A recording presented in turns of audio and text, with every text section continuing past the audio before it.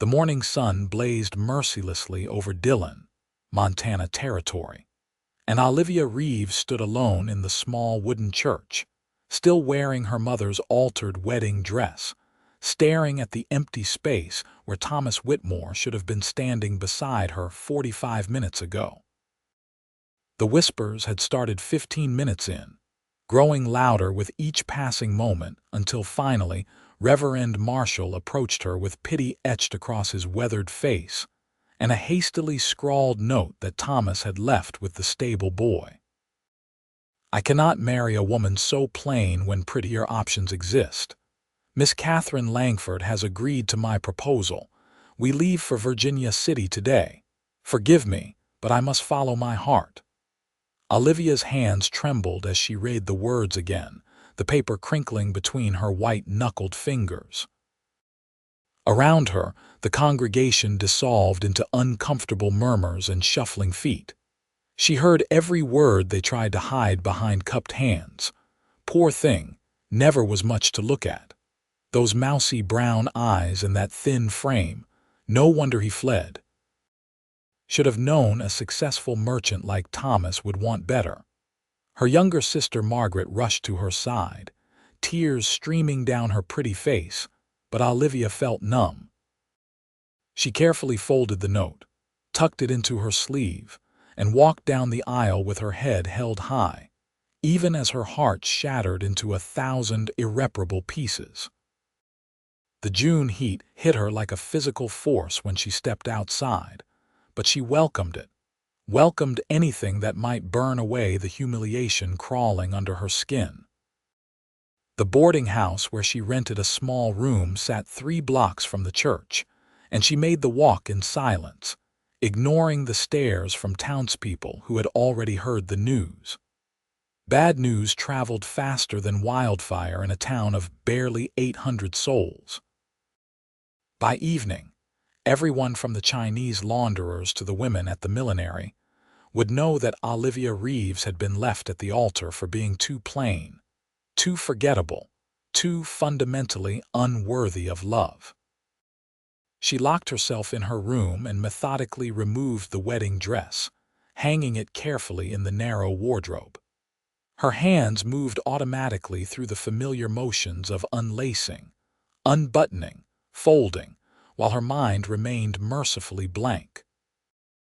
Only when she sat on the edge of her narrow bed in her plain cotton shift did the tears finally come, silent and hot, tracking down her unremarkable face. Olivia had never considered herself beautiful, but she had not thought herself repulsive either.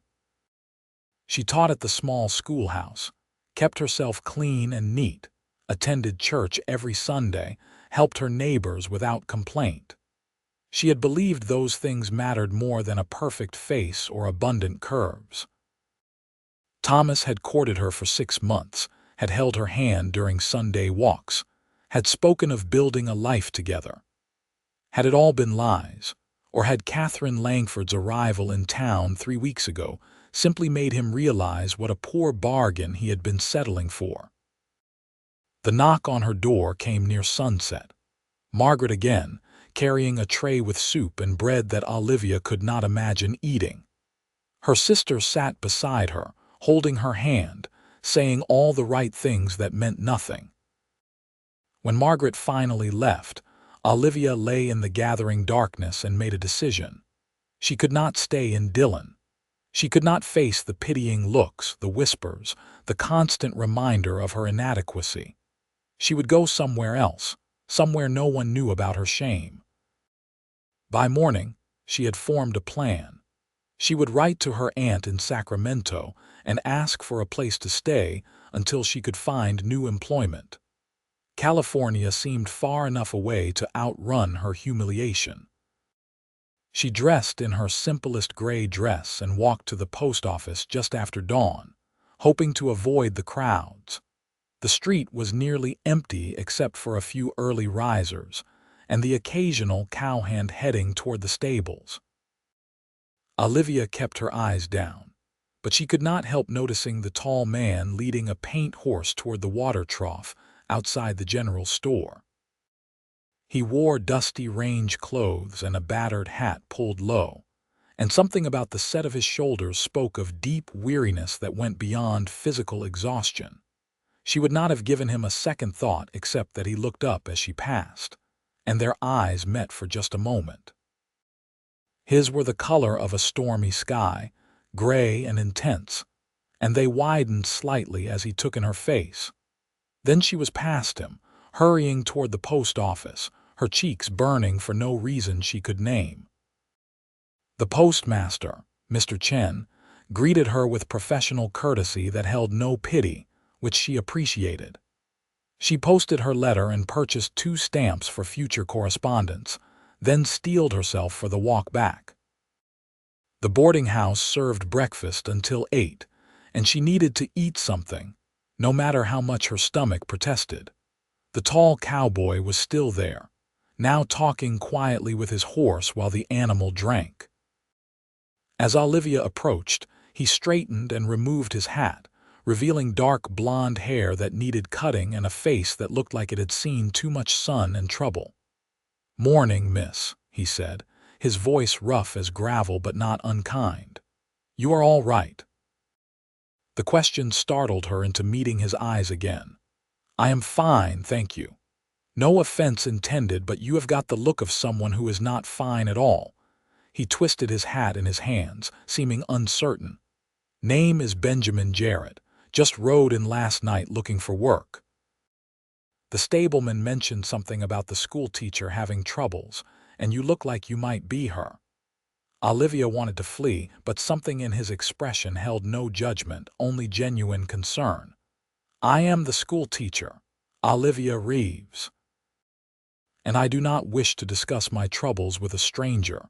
"Fair enough." He set his hat back on his head but did not move away.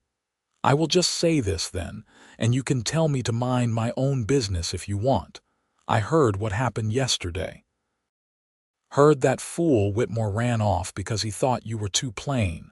Her face flamed. "Please, I do not need reminders."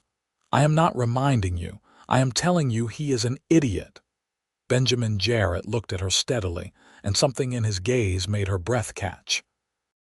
"I have been from Texas to Montana, seen women in every town and territory between. You have got a face that actually means something. Strong bones, honest eyes, a mouth that looks like it knows how to smile even if it is not doing it right now. That is real beauty, the kind that lasts. The kind that matters when everything else falls apart." Olivia stared at him, unable to form words. No one had ever spoken to her like that. The intensity in his expression made her believe he meant every word, that he truly saw something in her that others missed. "I do not know what to say," she finally managed. "Do not have to say anything. Just wanted you to know that some of us see what others are too blind to notice." He nodded once, then turned back to his horse. "Have a good day, Miss Reeves." She stood frozen for a long moment after he walked away, leading his horse toward the livery stable. Her heart hammered against her ribs, and she felt strangely light-headed. It was probably just the shock of hearing unexpected kindness after so much cruelty, she told herself. Nothing more. But she thought about his words all through breakfast, and all through the long day that followed. When Margaret visited again that evening, bringing news that Thomas and Catherine had indeed left town, and that people were already starting to gossip about other things, Olivia barely heard her. Her mind kept returning to the cowboy with storm-colored eyes who had seen beauty where everyone else saw plainness. She told herself not to be foolish. He was probably just being kind, taking pity on a humiliated woman. But the next morning, when she ventured out to buy supplies, she found herself hoping to see him again, then scolding herself for the hope. She did not see him at the general store, but as she walked back toward the boarding house, she spotted him outside the bank, talking with Mr. Donnelly, who owned the largest ranch in the area. They appeared to be concluding some kind of business, shaking hands before Benjamin Jarrett turned and nearly collided with her. "Miss Reeves," he said, steadying her automatically with a hand on her elbow. "Pardon me, was not watching where I was going. No harm done." She stepped back, acutely aware of the warmth where his fingers had touched her arm. "Did you find work?" "I did. Donnelly Ranch needs experienced hands for the summer drive. Room and board plus wages."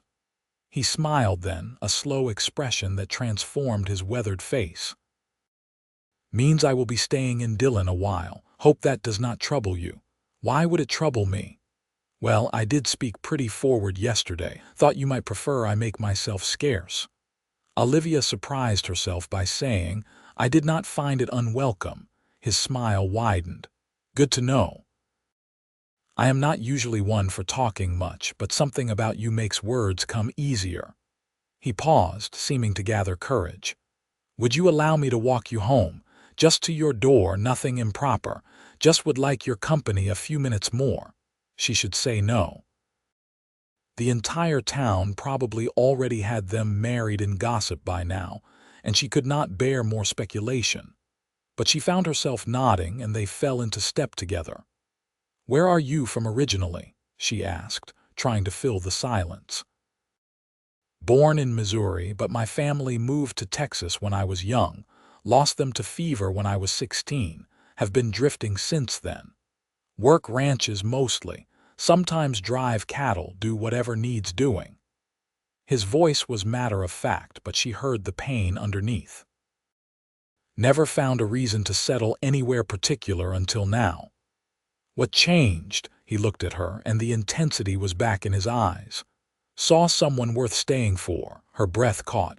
"You cannot possibly mean that. You do not even know me." "I know enough. I know you hold your head high even when the world tries to push you down. I know you have kind eyes and a gentle voice. I know I have not been able to stop thinking about you since yesterday morning." He stopped walking, turning to face her fully. "I know I am moving too fast, and you probably think I am crazy, but I have learned not to waste time when something feels right. I would like to court you properly if you would allow it." "I was supposed to be married yesterday," Olivia said weakly. "People will talk. They will say terrible things about both of us. Let them talk. I have been talked about before, survived it fine." Benjamin took off his hat again, working it between his hands. "But I will not push if you are not ready. Just wanted you to know my intentions, so you do not think I am playing games." Olivia studied his face, looking for signs of deception or mockery, but found only honesty and something that looked like hope. He was offering her exactly what she had thought she would never have, a chance to be seen and valued. The fact that it came from a near stranger should have made her cautious, but instead, she felt a reckless courage rising in her chest. "You may call on me," she said. "Tomorrow evening if you are free. The boarding house has a parlor where we can sit." The smile that broke across his face was like sunrise. "I will be there. 6 o'clock, 6 o'clock." They resumed walking, and when they reached the boarding house steps, he took her hand briefly, his rough fingers gentle against hers. "Thank you for giving me a chance," he said. "I promise you will not regret it." Olivia watched him walk away, then hurried inside before anyone could waylay her with questions. Her landlady, Mrs. Cooper, intercepted her in the hallway anyway, eyes bright with curiosity.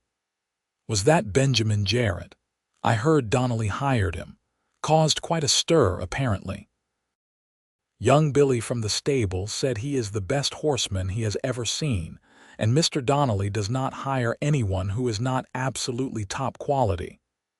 "He seems nice," Olivia said neutrally. "Nice enough to call on you tomorrow evening, so much for discretion." "Perhaps, Mrs."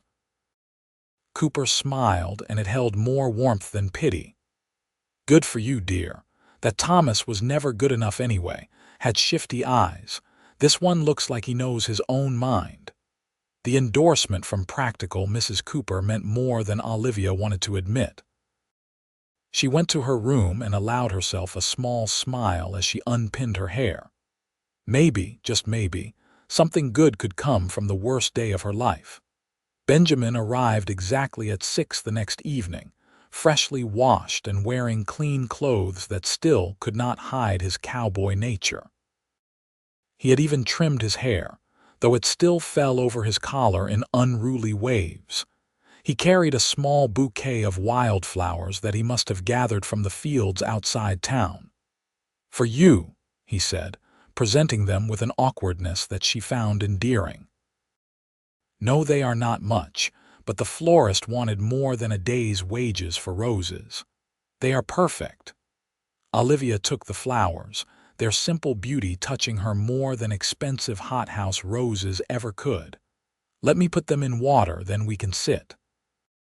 The boarding-house parlor was small but comfortable, with 2 worn sofas and several chairs arranged near the windows. Another resident, old Mr. Patterson, sat in the corner reading his newspaper, serving as an unconscious chaperone. Benjamin sat carefully on the sofa across from Olivia, his large frame seeming too big for the delicate furniture. "Tell me about yourself," Olivia said.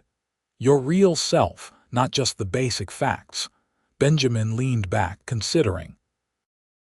"I am 30 years old, never been married, though I came close once. Her name was Sarah back in Texas. We were engaged, but she decided she wanted a banker instead of a cowboy. Cannot blame her, really. This life is not easy. Did it hurt at the time? But looking back, I think it was more pride than heartbreak. We were not really suited." He met her eyes. "I am not a man who speaks pretty words easy, Miss Reeves. I work with my hands, sleep under stars more often than roofs, know horses better than people most days. But I am honest, I am loyal, and when I care about something, I do not give up on it. Call me Olivia, please." "Olivia." He said her name like it tasted good. "Will you tell me about your life, how you came to teach?"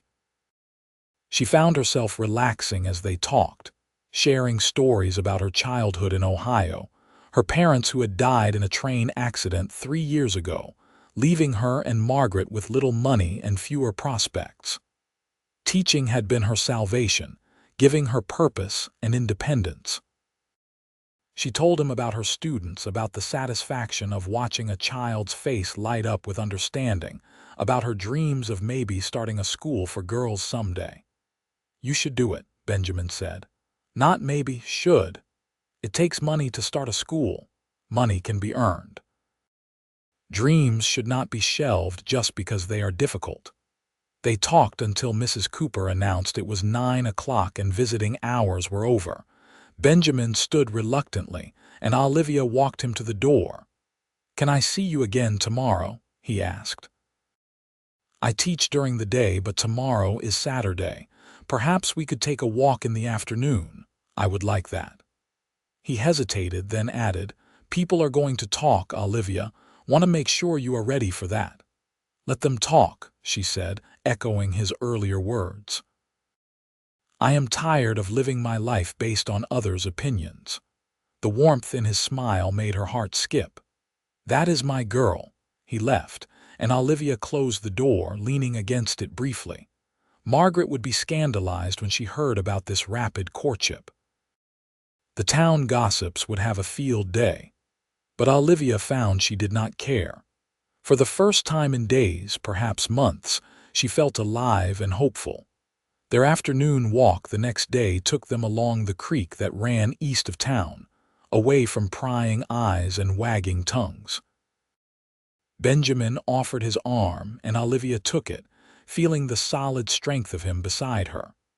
They walked in comfortable silence at first, listening to the burble of water over rocks and the calls of birds in the cottonwood trees. "Can I ask you something?" Olivia finally said. "Why were you so kind to me that first morning? You did not know me. Most people would have ignored the town scandal." Benjamin was quiet for a moment, choosing his words carefully. "My mother was not a beautiful woman by conventional standards. Tall, angular, face like a hatchet, my father used to say with affection. But she was the strongest, kindest, most capable person I ever knew.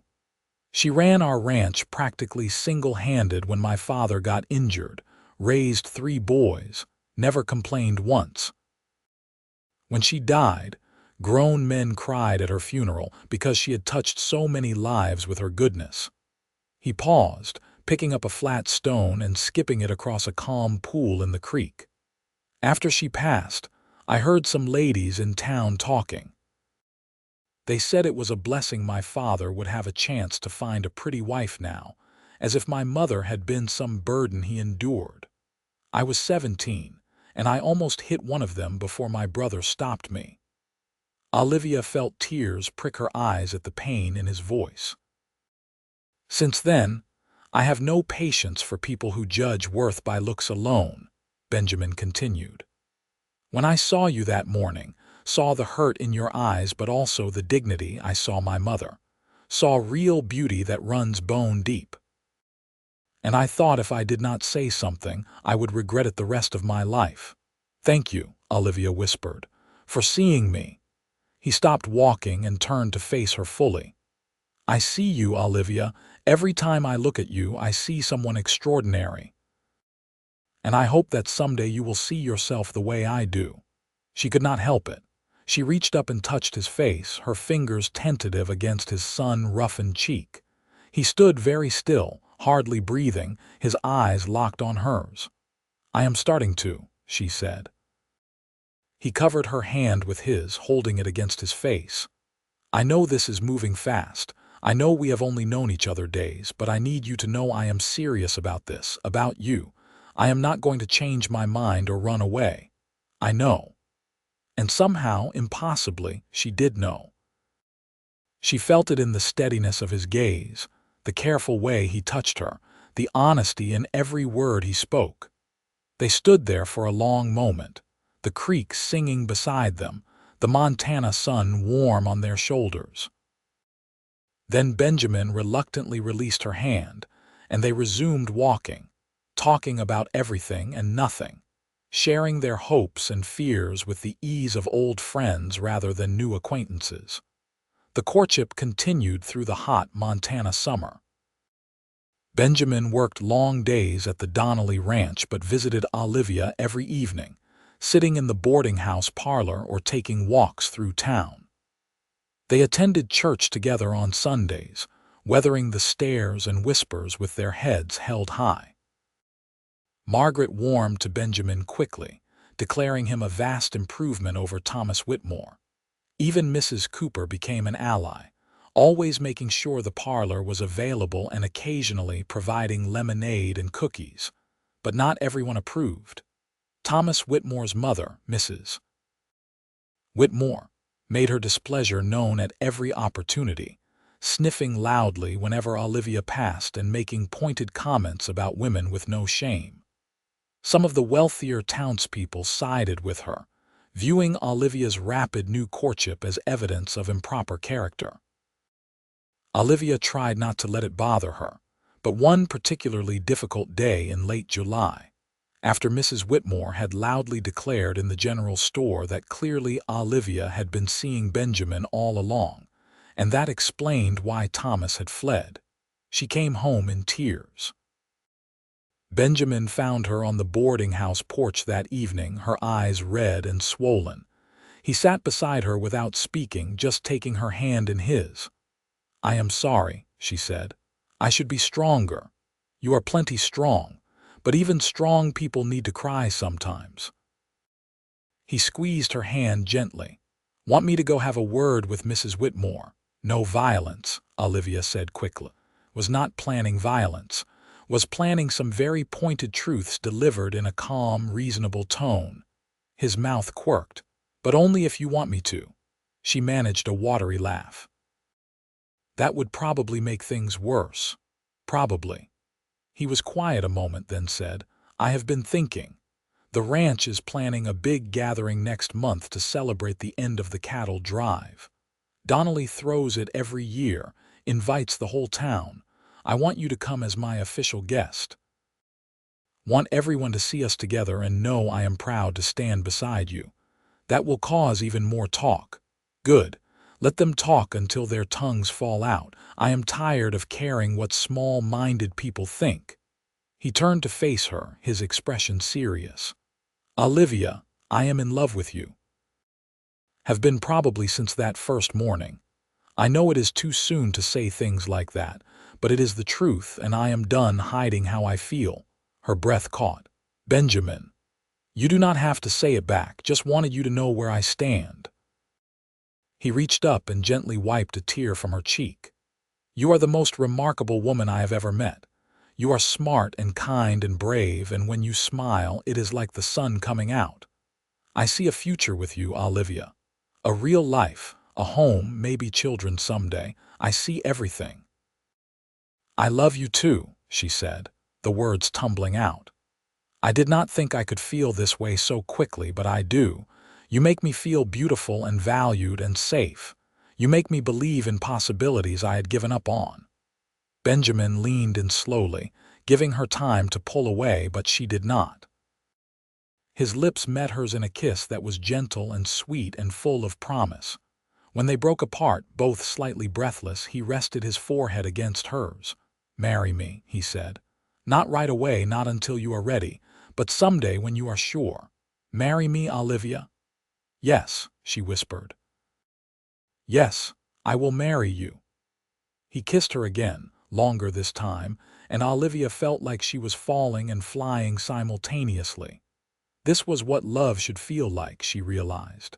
Not the tepid affection she had felt for Thomas, but this consuming, transformative fire. They sat on the porch until the stars came out, making plans and dreaming together. Benjamin wanted to save money from his ranch work and eventually buy land of their own, start a small horse breeding operation. Olivia talked about her school dream, and he listened with genuine interest, asking questions and offering ideas. They talked about children, about growing old together, about building a life that mattered.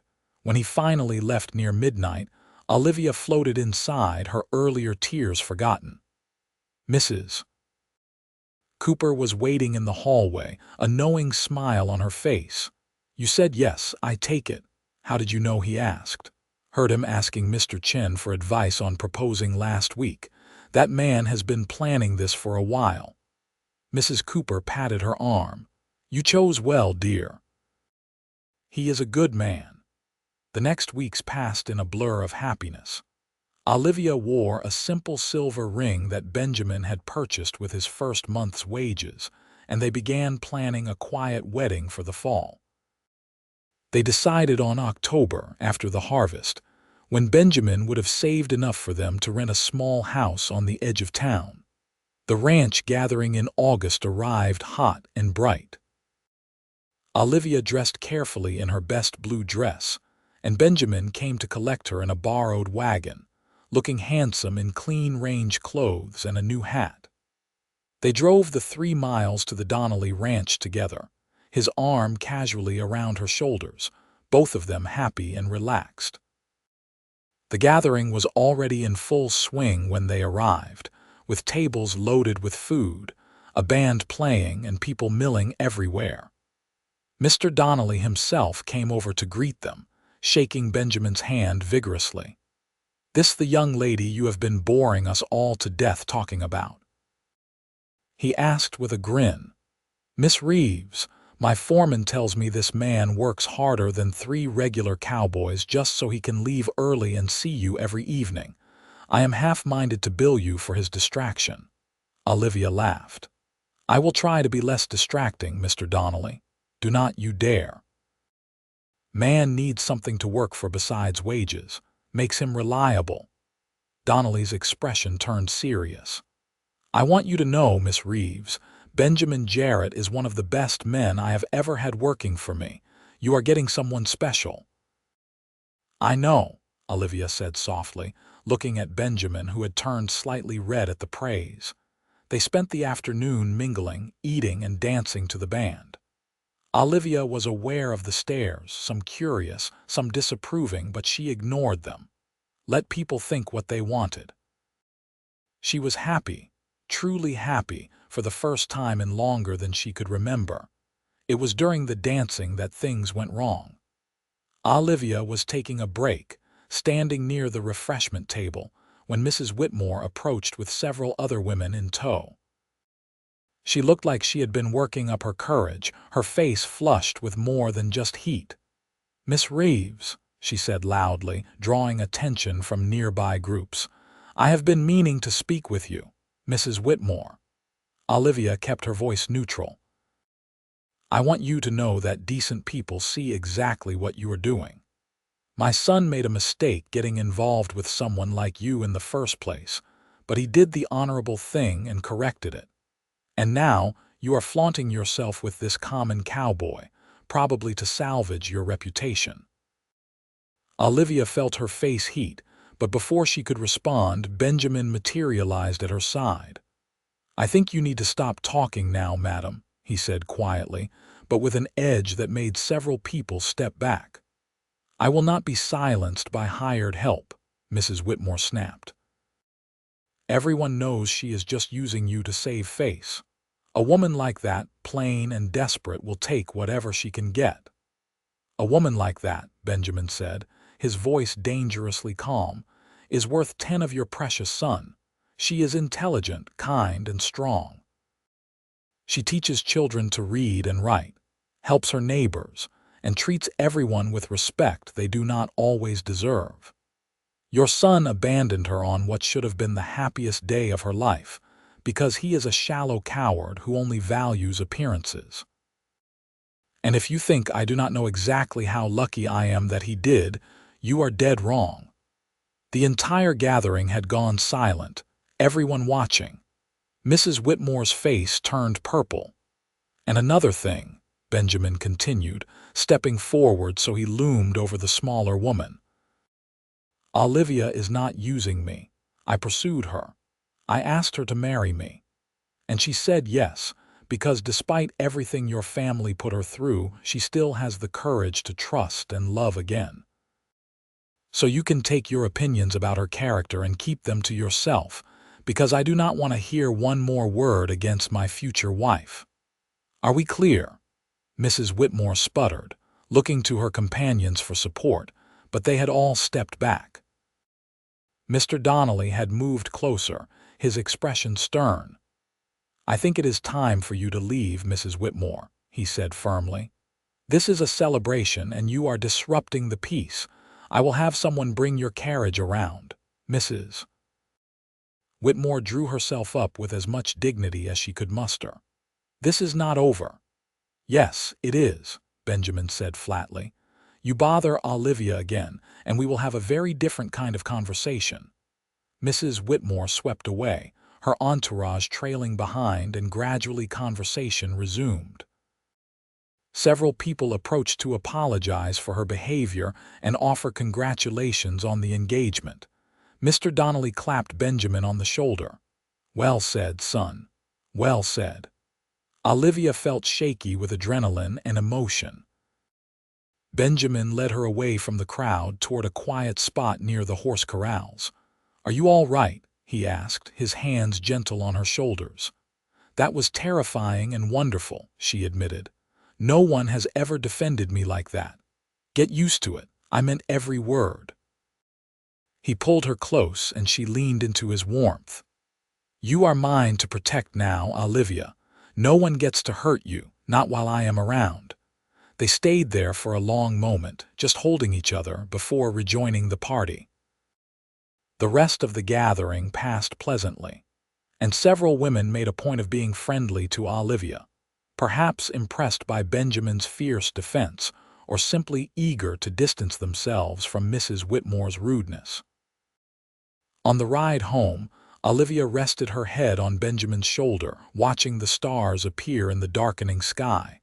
"Thank you for standing up for me," she said quietly. "Always will. You and me, we are a team now." He kissed the top of her head. "Nothing is going to come between us, Olivia. I promise you that."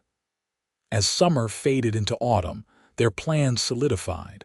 Benjamin had saved enough for a deposit on a small cottage at the edge of town, with a paddock for horses and enough land for a garden. Olivia began preparing her trousseau, such as it was, and made arrangements for a replacement teacher. They set their wedding date for the first Saturday in October, with Reverend Marshall officiating and just a handful of close friends attending. Margaret helped Olivia alter a simple cream-colored dress for the ceremony, adding lace at the collar and cuffs. It was nothing like the elaborate gown she had worn for Thomas, but Olivia preferred it that way. This wedding would be about love and commitment, not show. The night before the wedding, Margaret stayed with Olivia in her boarding house room, helping with final preparations. "Are you nervous?" Margaret asked as she braided Olivia's hair for the night. "A little, but mostly just excited." Olivia smiled at her sister in the mirror. "Is that strange?" "Considering what happened last time, not strange at all. Anyone can see Benjamin worships the ground you walk on. He would rather die than hurt you." Margaret finished the braid and hugged Olivia from behind. "I am so happy for you. You deserve this. Thank you for staying with me through everything. I could not have survived without you." "That is what sisters do." Margaret's eyes grew teary. "I will miss you when you move into your new house. You can visit anytime. It is only on the other side of town." They stayed up late talking, laughing, sharing memories. Finally, Margaret fell asleep in the narrow bed beside Olivia, and Olivia lay awake watching moonlight track across the ceiling. Tomorrow she would marry Benjamin Jarrett. Tomorrow her new life would truly begin. She felt no fear, no doubt. Only joy and anticipation. The October morning dawned clear and cool, perfect weather for a wedding. Olivia dressed carefully, her hands steady as she buttoned the cream dress. Margaret fussed with her hair, pinning it up in a simple style with a few escaped curls framing her face. "You look beautiful," Margaret said softly. Olivia looked at herself in the mirror, and for the first time in her life she believed it. Not because her features had changed, but because she saw herself through Benjamin's eyes now. She saw strength and kindness, intelligence and grace.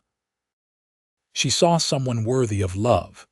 The ceremony was held in the same church where she had been abandoned 3 months earlier, but this time there was no elaborate decoration, no crowd of onlookers. Just Margaret, Mr. Donnelly and his wife, Mrs. Cooper, and a handful of others who genuinely cared about them. Benjamin waited at the altar in his best clothes, his face lighting up when he saw her walk through the door. No one gave her away this time. She walked down the aisle alone by her own choice, her head high and her heart full. When she reached Benjamin, he took her hands in his, and she saw tears shining in his eyes. "You are so beautiful," he whispered. Reverend Marshall began the ceremony, his voice warm and genuine. The words washed over Olivia like a blessing. When it came time for vows, Benjamin spoke his firmly and clearly. "I promise to love you, honor you, and stand by your side through everything life brings. I promise to see you, truly see you, every day for the rest of my life. You are my heart, Olivia, my home, everything that matters." Olivia's voice shook slightly as she responded. "I promise to love you with everything I am, to trust you, support you, and build a life with you. You saved me when I thought I was beyond saving. You showed me that I am worthy of love. I will spend the rest of my life showing you that same truth." They exchanged simple gold bands, and when Reverend Marshall pronounced them husband and wife, Benjamin kissed her with a tenderness that made her heart overflow. The small gathering applauded, and suddenly everyone was hugging them, offering congratulations. Mrs. Cooper had prepared a small reception at the boarding house, and they all walked there together, laughing and talking. The celebration was simple but joyful. Mrs. Cooper had made a small cake, and Mr. Donnelly gave a toast that made both Benjamin and Olivia tear up. "To finding exactly what you need when you least expect it," he said, raising his glass. to courage and honesty and real love, to Benjamin and Olivia. To Benjamin and Olivia, everyone echoed. As afternoon faded to evening, the guests gradually departed, offering final congratulations. Margaret hugged Olivia tightly before leaving. "Be happy," she whispered. "You deserve everything." Finally, it was just Benjamin and Olivia standing in the boarding house parlor. Benjamin offered his arm. "Shall we go home, Mrs. Jarrett?" Hearing her new name sent a thrill through her. "Yes, please." They walked to their cottage through the gathering dusk, Benjamin carrying the small bag that contained all of Olivia's worldly possessions. The cottage waited warm and welcoming, with lamps already lit. Mr. Donnelly had arranged for it to be prepared as a wedding gift, with a fire in the hearth and food in the larder. Benjamin carried Olivia over the threshold, both of them laughing, and set her down gently in the middle of their new home.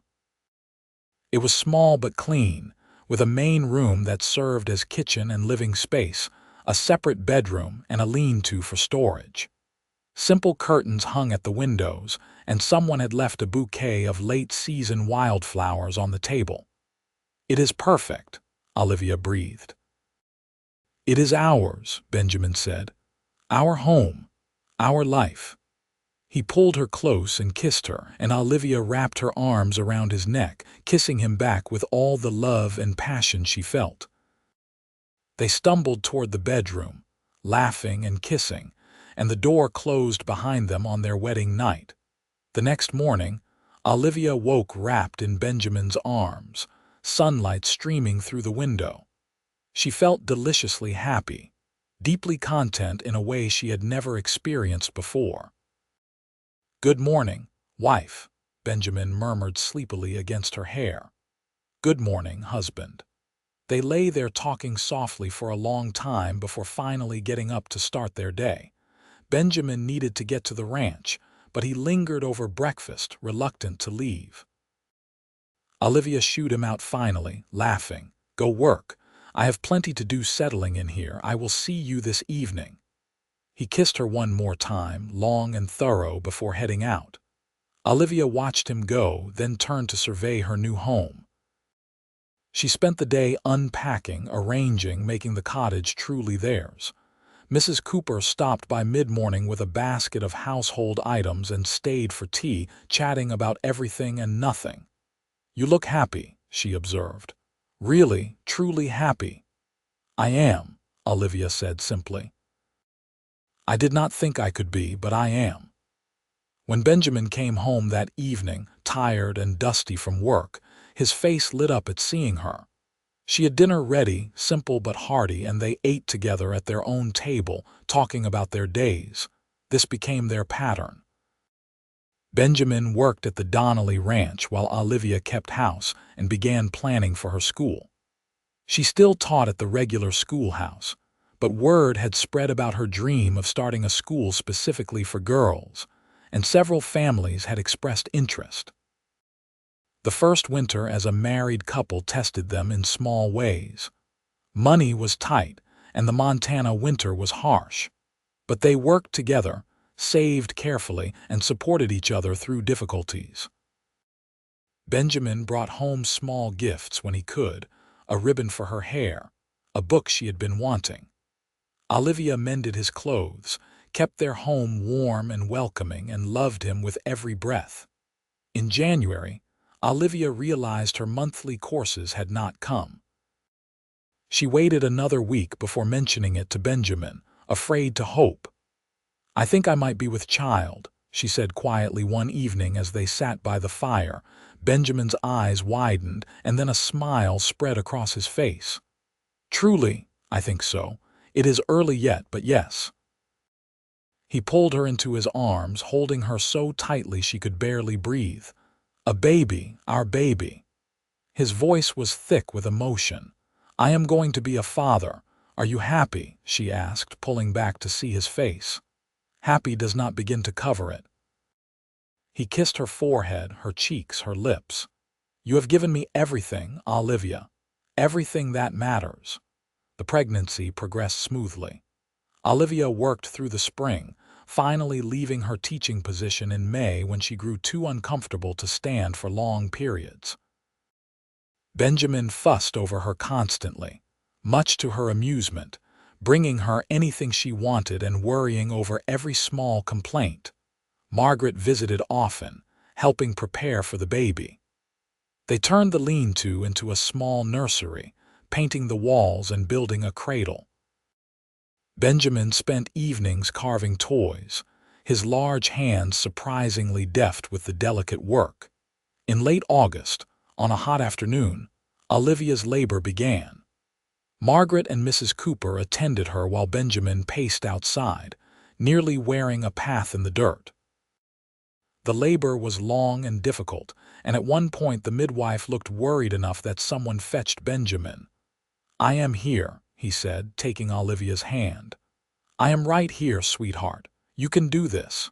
His presence gave her strength. She bore down one final time, and suddenly a baby's cry filled the room. The midwife held up a red-faced, squalling infant. "It is a boy," she announced. "A big, healthy boy." Benjamin's face transformed with wonder as the midwife cleaned the baby and placed him in Olivia's arms. He was perfect, with a shock of dark hair and his father's strong features. "Hello, little one," Olivia whispered, tears streaming down her face. "We have been waiting for you." "He is perfect," Benjamin said hoarsely, touching one tiny fist with a gentle finger. "You did so well, Olivia. I am so proud of you." They named him Samuel, after Benjamin's father, and Samuel Jarrett became the center of their world. Benjamin proved to be a devoted father, helping with nighttime feedings and diaper changes without complaint, singing lullabies in his rough voice, carrying Samuel everywhere when he was not working. Life settled into a new rhythm. When Samuel was 6 months old, Olivia finally opened her school for girls, running it from a room in the cottage. 5 students came the first day, daughters of farmers and merchants who wanted more for their girls than basic education. The number grew steadily. Benjamin was promoted to foreman at the Donnelly Ranch, which came with better pay and more responsibility. They saved carefully, dreaming of eventually buying land of their own. Samuel grew into a sturdy toddler, full of energy and curiosity. When he was 2, Olivia became pregnant again. This time she carried a daughter, born in the spring with her father's gray eyes and her mother's serious expression. They named her Caroline, and she proved to be as calm as Samuel was energetic. The years passed in a blur of happiness punctuated by the usual struggles of life. There were hard winters and lean times, illness and worry. But through it all, Benjamin and Olivia remained devoted to each other and their growing family.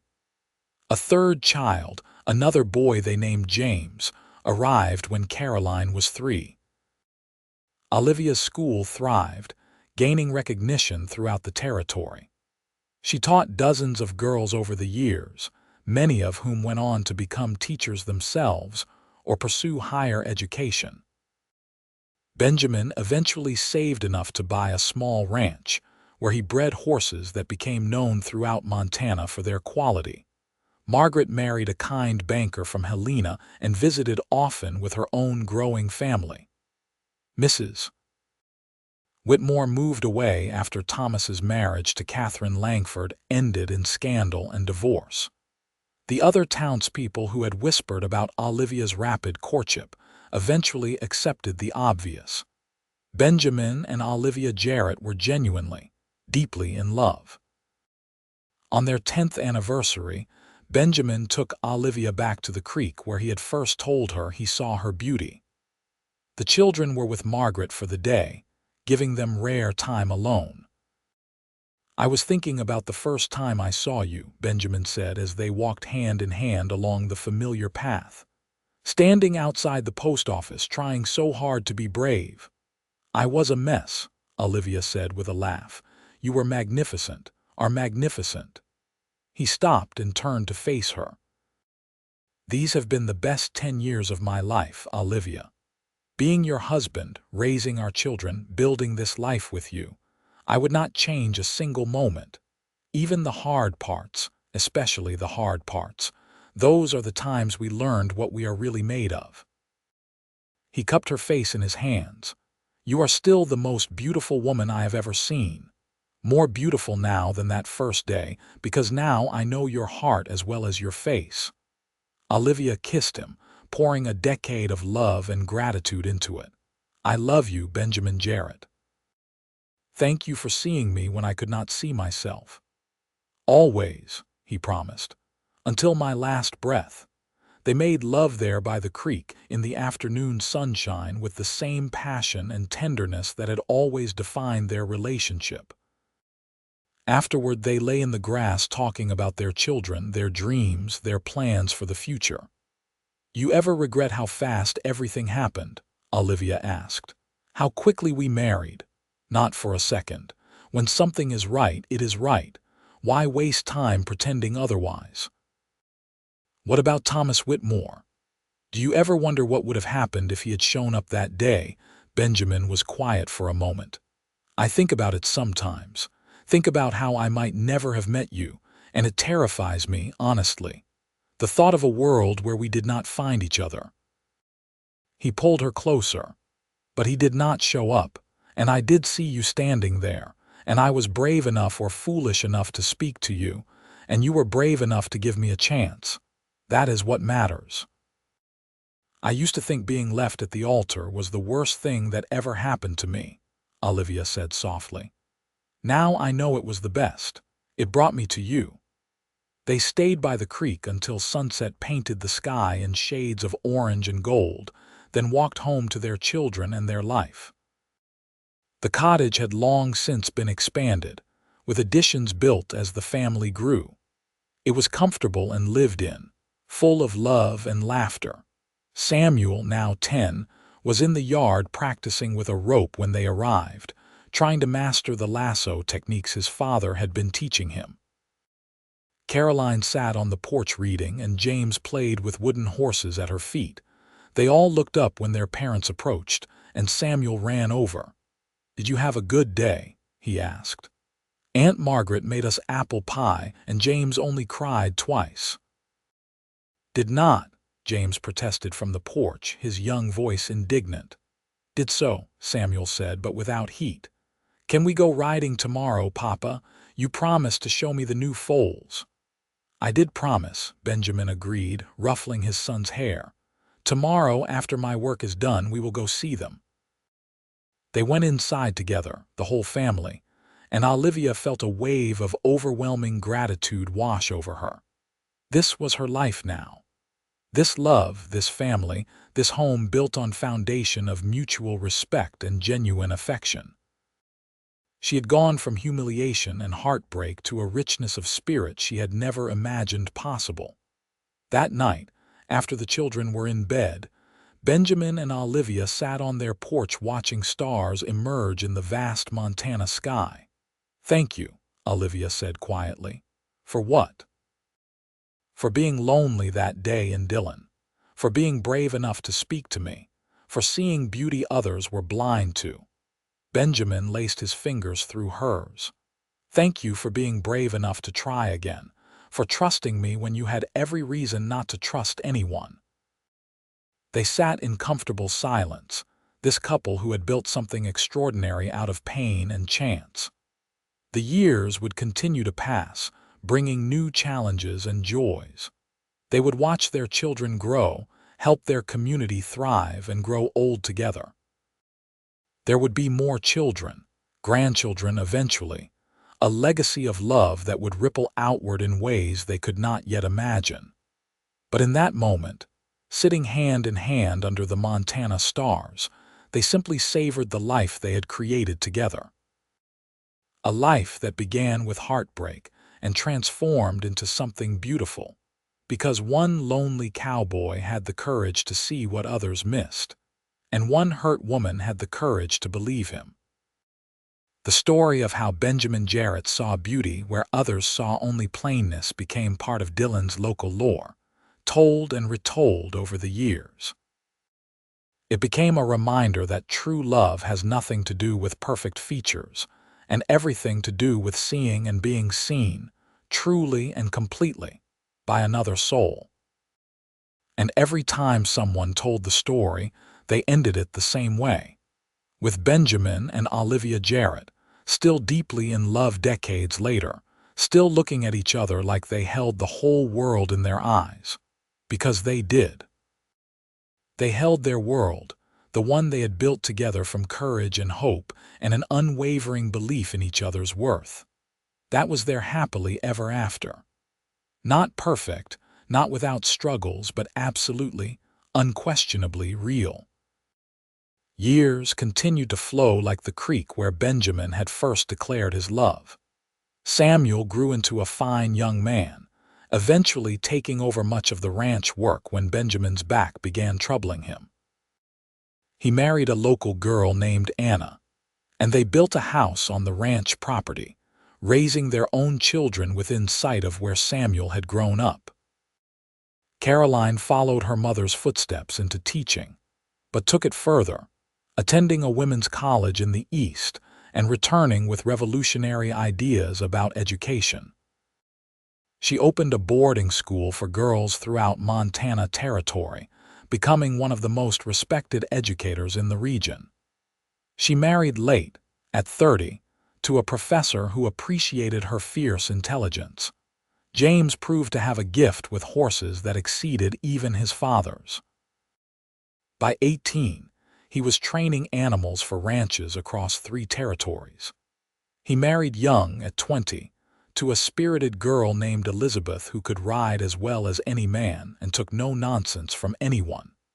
Benjamin and Olivia watched their children build their own lives with pride and satisfaction.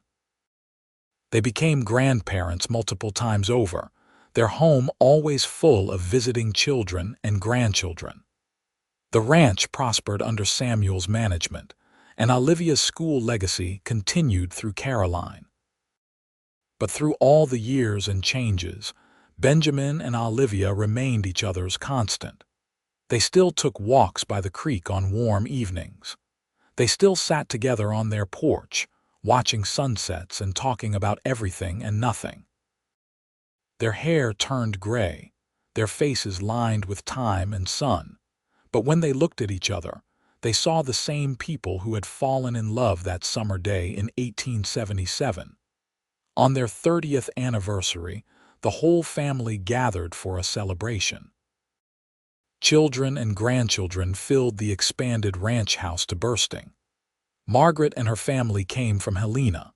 Friends from town and neighboring ranches attended.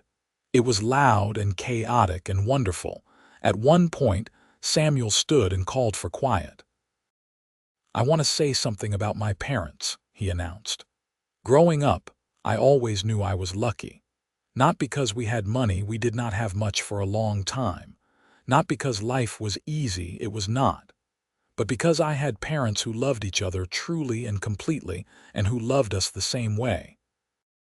He paused, his voice growing emotional. "My father taught me that a real man protects and cherishes what he loves. My mother taught me that strength comes from compassion and intelligence. Together, they showed me what a marriage should be, what family should be. I hope I have managed to build even a fraction of what they have with Anna." There was not a dry eye in the room as Samuel raised his glass. "To Benjamin and Olivia Jarrett, to 30 years of showing us all how it is done." The celebration continued late into the night, with music and dancing and stories. But eventually, the guests departed or found beds around the house, and Benjamin and Olivia found themselves alone on their porch once again, the stars brilliant overhead. 30 years, Olivia marveled. How did that happen? One day at a time, one moment at a time. Benjamin pulled her close, and she rested her head on his shoulder exactly as she had done thousands of times before. "Best 30 years of my life." Do you ever think about what your life would have been like if you had just ridden through Dillon that day? If you had not stopped? Sometimes.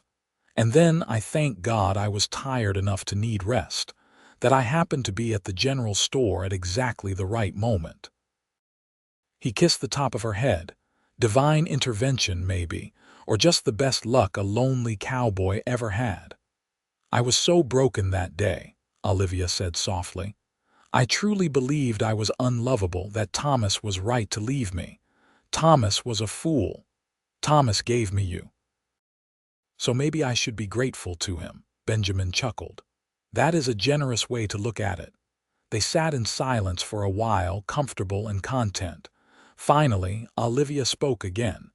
You know what I am most grateful for? That you saw me, really saw me when I could not even see myself. You gave me that gift, Benjamin. You taught me my own worth. You taught me something too, he said. You taught me that settling down could be better than drifting. That home is not a place, it is a person. You made me want to be better, to build something lasting. We did build something lasting, Olivia said, gesturing to the house full of their sleeping family. We built all of this. We did.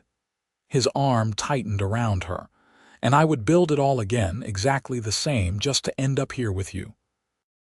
As they sat there, an old married couple still deeply in love, the door opened and their youngest grandchild, Samuel's daughter Rose, padded out in her nightgown. Grandpa, Grandma, I cannot sleep. Come here, sweetheart, Olivia said, opening her arms. Rose climbed into her lap and Benjamin adjusted to make room for the small girl. Tell me the story, Rose demanded. About how you met. Again. We have told you 100 times, Benjamin said, but his tone was indulgent. I want to hear it again. So Olivia told the story once more, the story that had become family legend. About being left at the altar, about a kind cowboy who saw beauty others missed, about courage and hope and taking chances on love. Rose listened raptly, even though she knew every word.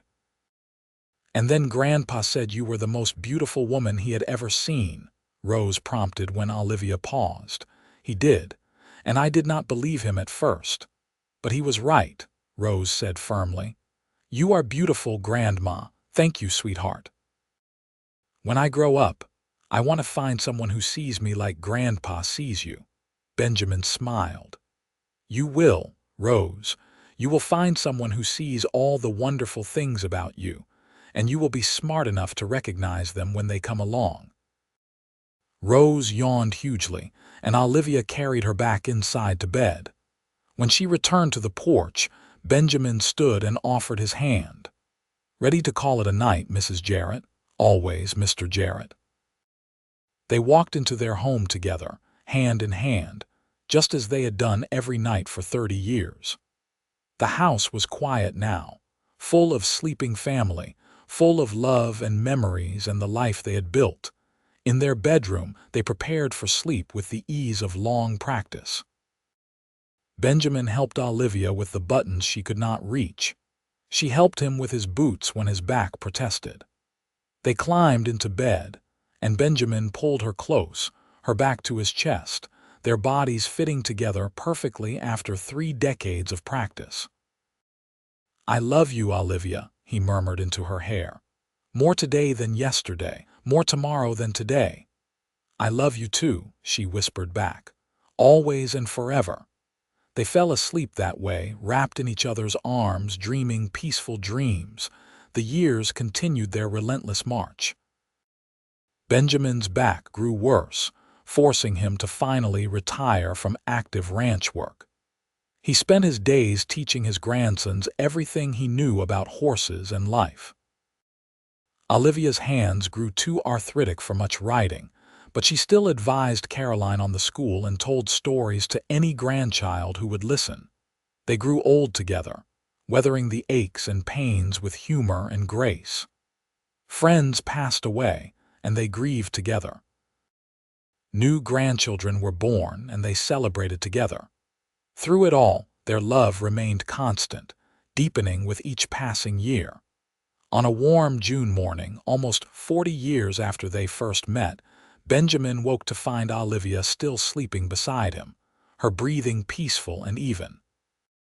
He studied her face in the early light, tracing the lines and curves he knew better than his own.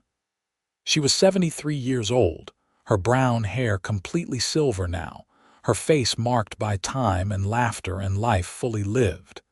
And she was still the most beautiful woman he had ever seen. She stirred and opened her eyes, catching him watching her. "What are you looking at?" "Beauty others are blind to," he said, the same words he had spoken 4 decades earlier. She smiled, the same smile that had captured his heart that long ago summer. "You old fool, you're old fool." They rose slowly, joints protesting, and began another day. Samuel came by to help Benjamin with a few chores. Caroline visited with news about the school. James brought his youngest son to learn about gentling colts. Margaret, now a widow, came for lunch and stayed through dinner. It was an ordinary day, filled with family and simple pleasures. That night, Benjamin and Olivia sat on their porch as the sun set, painting the Montana sky in brilliant colors. "You have any regrets?" Olivia asked suddenly. Benjamin considered the question seriously. "None that matter. Maybe I wish I had bought that land south of town when it was cheaper. Maybe I wish I had taken you to San Francisco like I always planned. But big picture regrets. Things I would change about our life. Not a single one, me either, not one. Even the hard parts, especially the hard parts. They made the good parts sweeter." She took his hand, her grip still firm despite the arthritis. "Thank you for 40 years of seeing me, Benjamin, for never letting me forget my worth. Thank you for 40 years of being worth seeing, for making every day an adventure." The stars began emerging, the same stars that had witnessed 4 decades of their love story. Benjamin and Olivia sat together in comfortable silence, 2 people who had found each other against all odds and built something extraordinary. "I am tired," Olivia finally said. "Shall we go to bed?" "I am always ready when you are, love." They walked inside together, their steps slow but steady. They prepared for bed, helping each other with the tasks that had grown more difficult. They climbed under the quilts that Olivia had made over the years, each one a memory of time passing. Benjamin pulled Olivia close, and she snuggled into his embrace with a contented sigh. This was home. Not the house, not the land, but this. Being held by the man who had seen her truly from the very first moment, who had loved her without reservation or condition for 40 years. "Good night, Benjamin," she whispered. "Good night, Olivia, I love you." "I love you too, always and forever." They fell asleep wrapped in each other's arms, just as they had done every night for 4 decades. The moon rose over the Montana plains, casting silver light through their window, blessing them in their rest. It was Benjamin who went first, passing peacefully in his sleep 2 years later at the age of 75. Olivia woke to find him still holding her, a slight smile on his face, gone in the night without pain or fear. She held him and wept, not for his death but for the ending of their earthly journey together. The funeral brought together 3 generations of Jarretts and hundreds of people whose lives Benjamin had touched. Samuel gave the eulogy, speaking of a father who had taught him strength through gentleness, courage through compassion. "He saw beauty others were blind to," Samuel said, his voice breaking. "Not just in my mother, though that is the story we all know. He saw it in everyone. He saw potential where others saw problems. He saw worth where others saw worthlessness. He made the world better simply by choosing to see it clearly." Olivia sat in the front pew, surrounded by her children and grandchildren, and felt Benjamin's presence as surely as if he still stood beside her. He was not gone, not really. He lived in their children's faces, in the ranch they had built together, in the hundreds of lives they had touched. He lived in her heart, where he would remain until she joined him. She lived 3 more years without him, years filled with family and purpose. She continued advising Caroline's school, playing with great-grandchildren, telling stories about the man who had seen her when she thought herself invisible. On a warm June afternoon, almost exactly 43 years after she had first met Benjamin outside the general store in Dillon, Olivia sat on her porch watching the sun paint the sky. Samuel sat with her, keeping his mother company as he often did. "Tell me again how you met Papa," he said, knowing she loved to share the story. So Olivia told him, her voice strong despite her years, about heartbreak and courage, about a lonely cowboy and a woman who thought herself unlovable, about seeing and being seen. "He saved me," she finished softly.